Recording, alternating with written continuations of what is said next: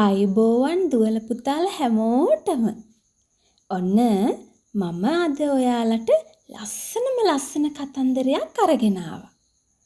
මේ කතන්දරේ නම තමයි උඩඟු හිවලා.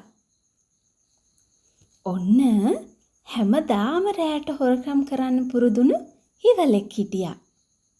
එයා හැමදාම කැලේ අතරින් ගෙවල් වලට ගිහිල්ලා හොරාට කෑම කන්න පුරුදු වෙලා හිටියා. ඉතින් එක රෑක මේ හිවලා හොරකම් කරන්න ගියපු ගෙදර තිබ්බ හැලියකට ඔළුව දැම්මා.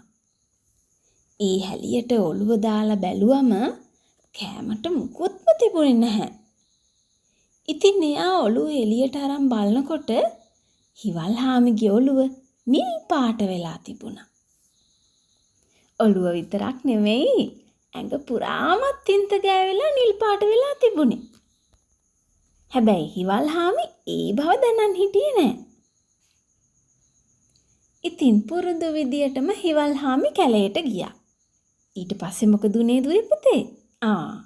කැලේ සත්තු හිවලව දැකලා මූ තුම් සතෙක් අමුතු සතෙක් කියලා හිතලා රජකමට තෝරගත්තා. ඒකෙන් ගොඩාක් ආඩම්බරයටපත් වුණු මේ හිවලා එයාගේ නෑදෑයොන්ගෙනුත් වෙන් වෙලා උඩඟු විදියට හරි ආඩම්බර විදියට ජීවත් වුණා. කැලේ අනිත් සත්තුත් මේ රජාට බොහෝම ගරුසරුව සැලකුවා. ඊට පස්සේ මොකද උනේ? කැලේ ඉන්න ඔන්න අනිත් සත්තුන්ට කැලේ අනිත් හිවල් හාමිලාගේ ഘോഷාව නිතරම කරදරයක් වෙලා තිබුණේ.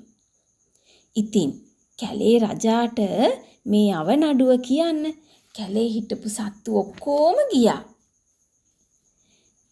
අනිත් හිවල්ලොන්ගේ හූ හඬ ඇහෙනකොට රජතුමාටත් ඉන්න බෑ. පුරුදු හිවල් හඬින්ම කෑ ගැහුවා. හරි වැඩේ උනේ.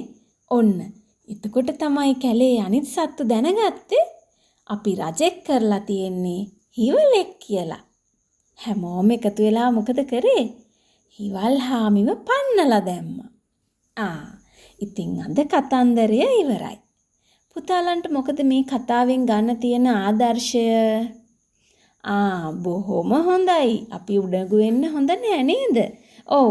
උඩඟුකම ගොඩාක් විනාශයන්ට හේතු වෙනවා. හොඳයි දුවේ පුතේ එහෙනම්.